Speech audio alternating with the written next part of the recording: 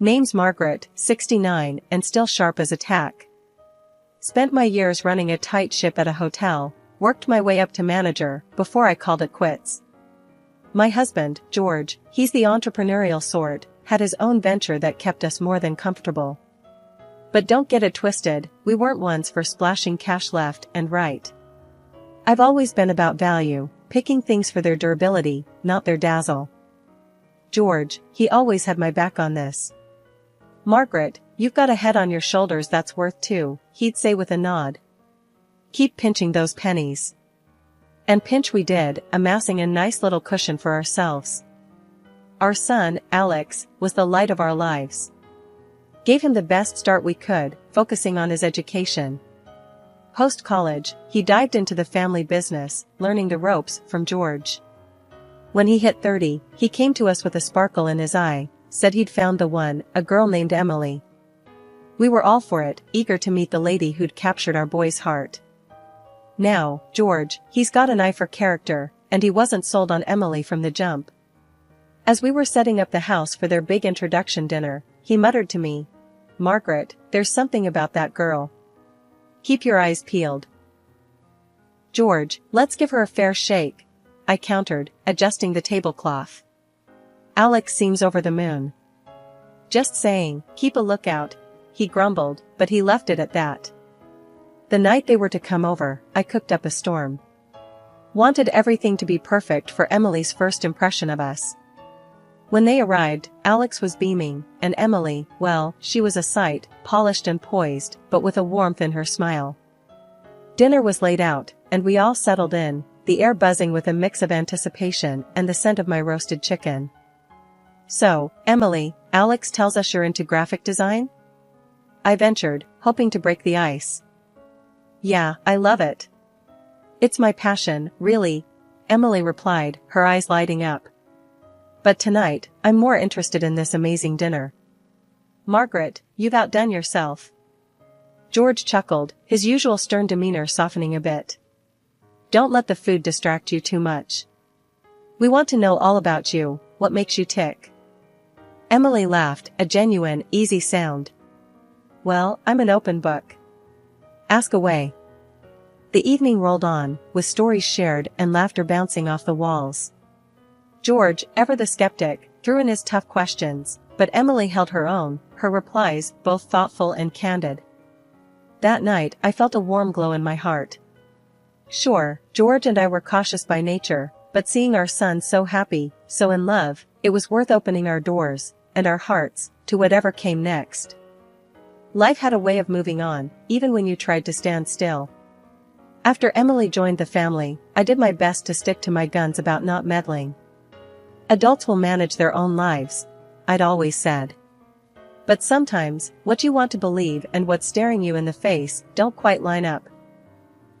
George repeated his concerns. "That girl, she's got an angle," he said to me one quiet evening. We were sitting in our living room, the TV muttering to itself in the background. "George, let them be. Alex is happy," I replied, folding some laundry, trying to keep the worry out of my voice.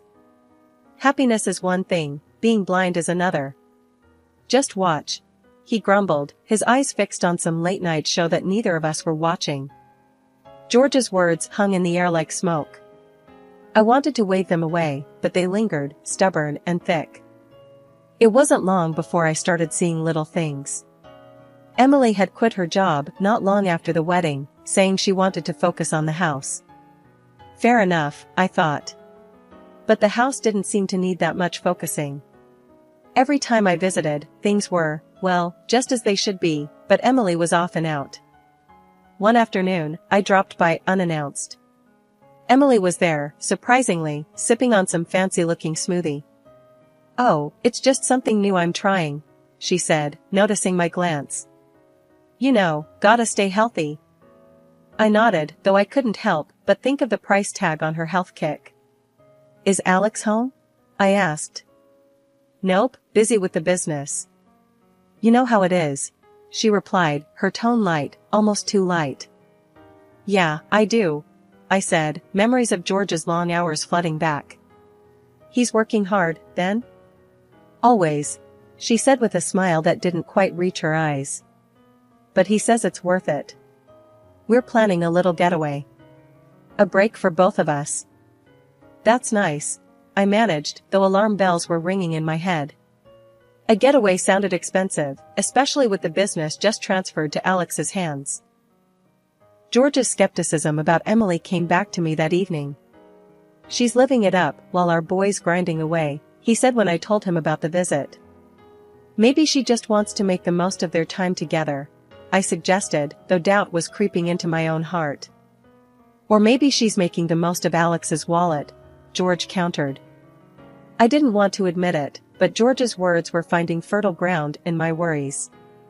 It wasn't just about Emily quitting her job or her spending habits, it was about how she seemed to be steering Alex, our son, into a lifestyle that didn't fit with the values we'd tried to instill in him.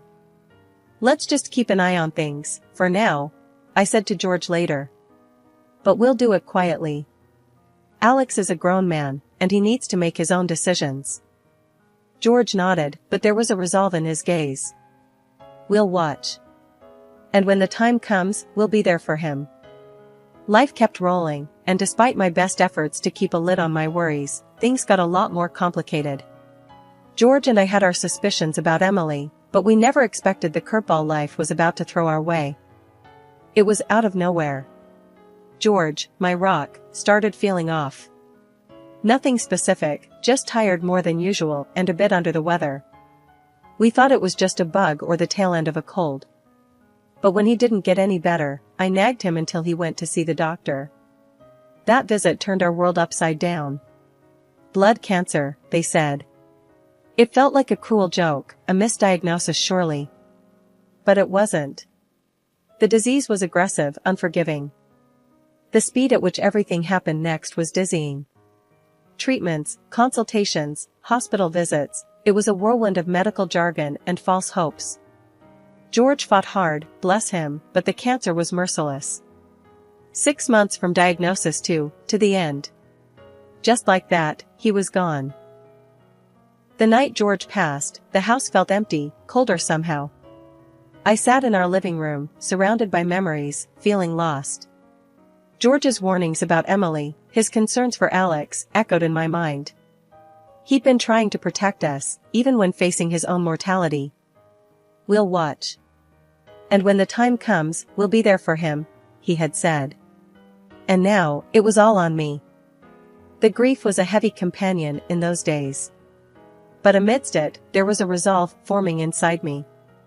George's passing was a stark reminder that life was unpredictable, and sitting back wasn't an option anymore. I had to keep an eye on Emily and Alex, maybe even closer now than before. George wouldn't be there to share his observations or to back me up, but I knew what needed to be done. When I got the news that Alex and Emily were expecting, it was like a burst of sunshine through the clouds.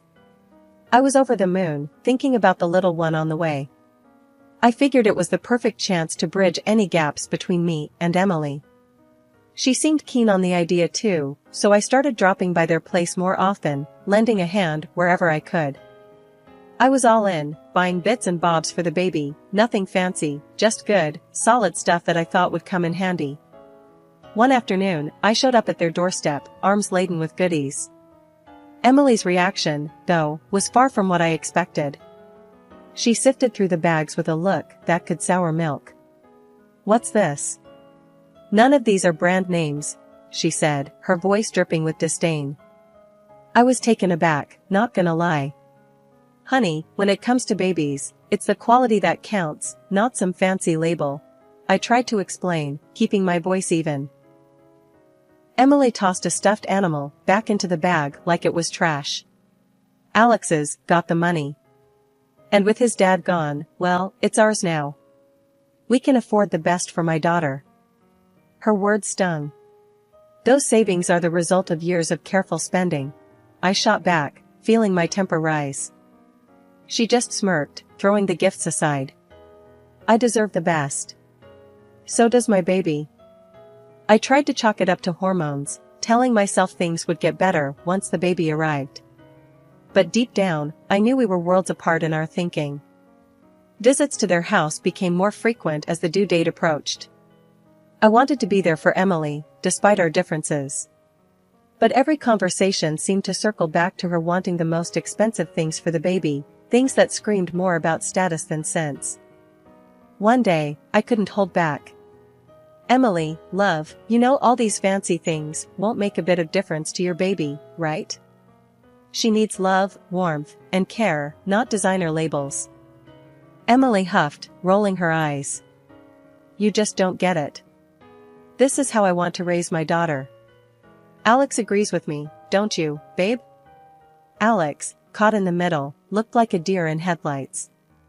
"Well, I just want what's best for you and the baby, Em." I sighed, realizing this was a battle I wasn't going to win. "Just remember, it's the time you spend with your child that counts, not the money."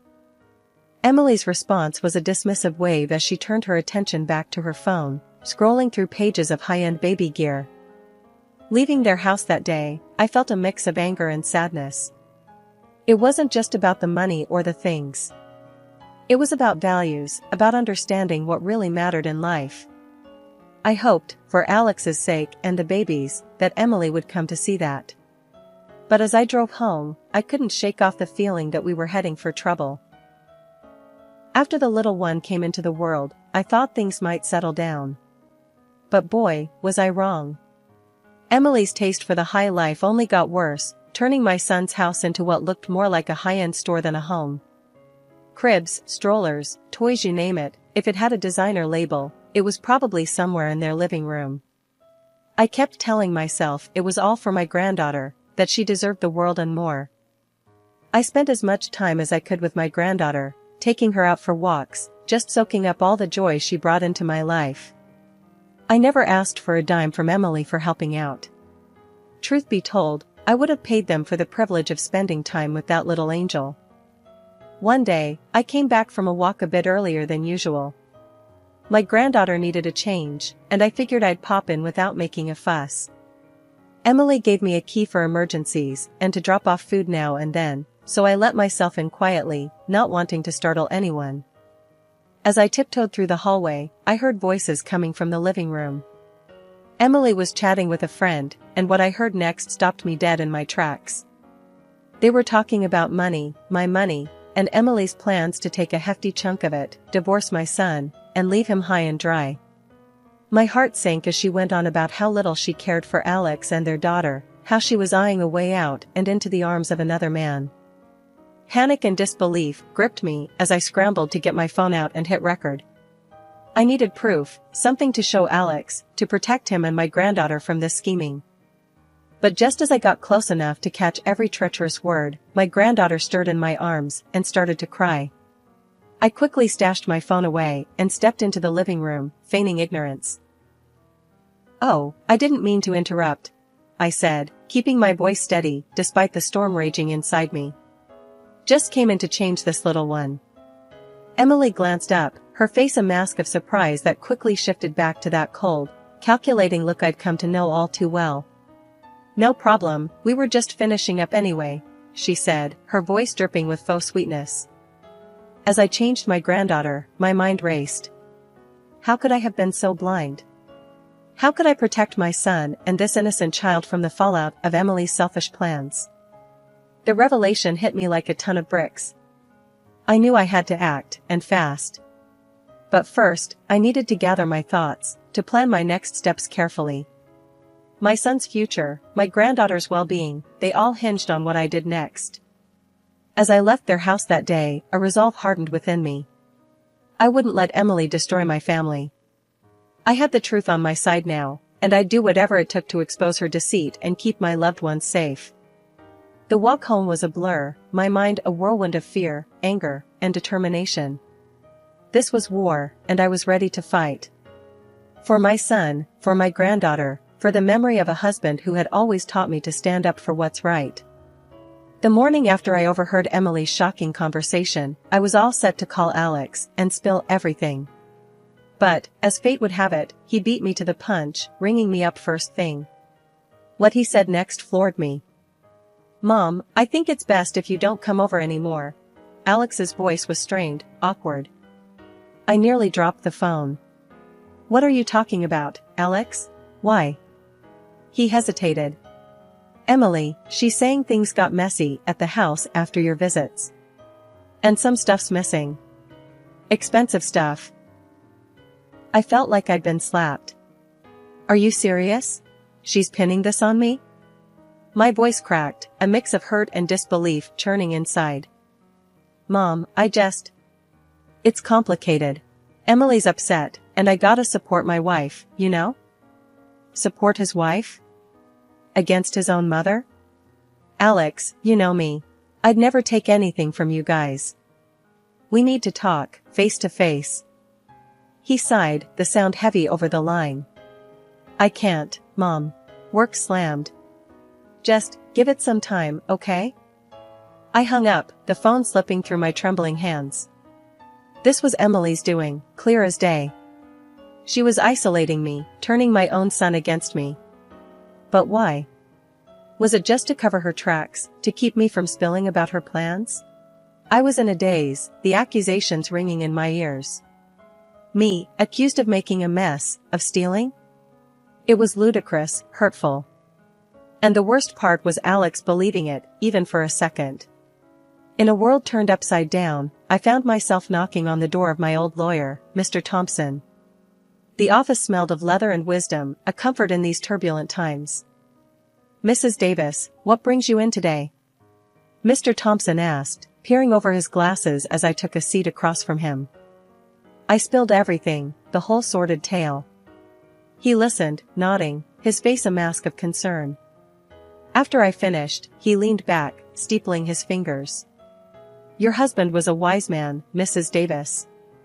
He saw the potential for trouble. The will, it's quite clear. You're the sole heir. Alex, well, he's essentially in a managerial position as long as you're around. The money they've been burning through? It's from a special account, already near empty. I felt a mix of relief and sadness. George, always looking out for us, even beyond the grave. So, what's left is safe from Emily's grasp. Exactly. Only you can access the main reserve, and not for another 2 years, he confirmed. I sighed, a weight lifting slightly. George, he always was thinking ahead. Mr. Thompson suggested a next step. Hiring a detective might be wise. Gather evidence of Emily's actions. It could be crucial.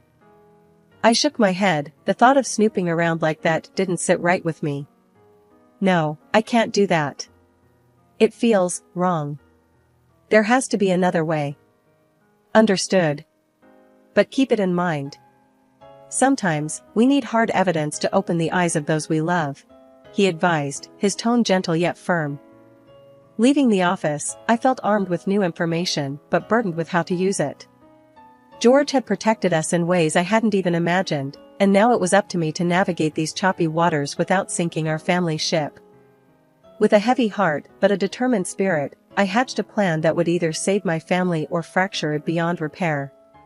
I dialed Emily, my voice steady. I've got an offer for you, one that's worth your while, $200,000. I said, cutting straight to the chase. Her interest was piqued. Go on, she replied, her tone dripping with a mix of curiosity and greed. We'll talk tomorrow. Be ready, I said, hanging up before she could probe further. Next, I called Alex. Son, I need you to do something for me. No questions asked, all right? It's for your daughter's safety, I implored him. He was hesitant but agreed. Okay, Mom, what do you need? Install a baby monitor in your living room. Make sure it's hidden well. And listen in from your car tomorrow at noon. Please, just trust me, I explained. The next day felt like the longest of my life. As noon approached, I sat across from Emily, the air between us thick with unsaid words. I repeated my offer, watching her reaction closely. So, you think you can just buy me off with $200,000? Is that it? Emily sneered, her eyes cold and calculating. I kept my voice steady, despite the storm of emotions inside. It's a way out, Emily. For both of us. You get a fresh start, and we get peace. Emily laughed, a harsh sound that echoed off the walls. A fresh start? Please. You think I don't know about the real money? Your husband left you sitting on a gold mine, and you think I'm walking away from that with just pennies? I felt a chill run down my spine.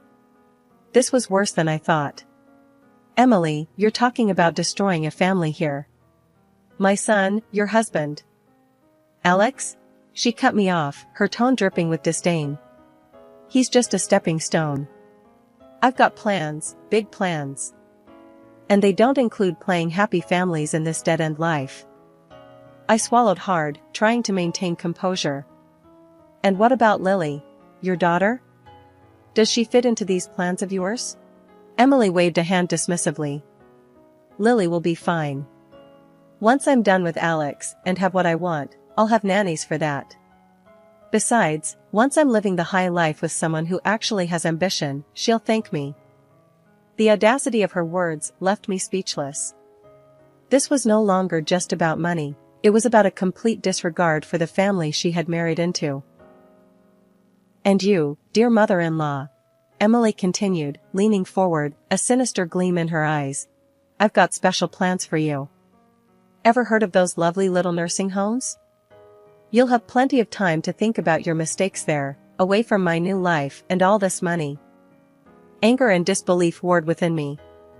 You think you can just take everything? That you can destroy lives and walk away? Emily smirked, standing up, her posture one of someone who believed they had already won. I don't think, I know. I've got everything planned out. Alex is clueless, and with you out of the picture, there'll be nothing stopping me. It was clear now, Emily was a predator, cloaked in the guise of a family member. But as I looked at her, a resolve hardened within me. She underestimated the bond of family, the strength of a mother's love. You're wrong, Emily. You've underestimated me, underestimated us. You won't get away with this, I said, my voice firm, laced with a determination I hadn't felt in years. Emily's laugh was cut short as Alex entered the room, his face a mask of shock and betrayal. The confrontation that followed was a blur, but one thing was clear, the truth was out, and with it, Emily's house of cards began to crumble. After the storm had passed, and Emily was out of our lives for good, Alex came to me one quiet evening. The air was cooler, carrying the promise of a fresh start. We sat down at the kitchen table, a space that had witnessed countless family discussions, both joyful and difficult. Mom, I don't even know where to start, Alex began, his voice heavy with emotion. I'm sorry. For everything. For not seeing what was right in front of me, for not listening to you. I reached across the table, taking his hand in mine. Alex, you're my son. There's nothing to forgive. We all make mistakes. What matters is that we learn from them and we move forward. He nodded, a single tear escaping down his cheek. I can't believe I let her drive a wedge between us. That recording, it opened my eyes. I should have known better. Sometimes, love blinds us, Alex. You wanted to believe in the person you married. No one can fault you for that, I reassured him, squeezing his hand. He wiped away his tear, a small smile breaking through. I've filed for divorce. And the judge granted me full custody of Lily. Emily, she didn't get a cent, thanks to that recording and the will Dad left. I'm just glad it's over. And that Lily is safe with us, I said, the relief palpable in my voice. Yeah. And, Mom, I need you more than ever now. Will you help me raise her? His eyes, so much like his father's, held a mix of hope and fear. Alex, there's nothing I'd rather do more than be there for you and Lily. We're a family, and we'll get through this together, I promised, my heart full. In the weeks that followed, our home was filled with the sounds of a child's laughter once more. Lily, unaffected by the turmoil, brought a new sense of purpose and joy into our lives. Watching Alex grow into his role as a single father was a bittersweet reminder of the cycles of life. One afternoon, as Alex and I watched Lily play in the garden, he turned to me, a thoughtful look on his face. Mom, you were right. Sometimes, we have to step in, even when it's hard. Especially when it's hard. I'm just sorry it took me so long to see it. I smiled, watching Lily chase a butterfly. We live and learn, Alex. What's important is that we're here for each other, no matter what.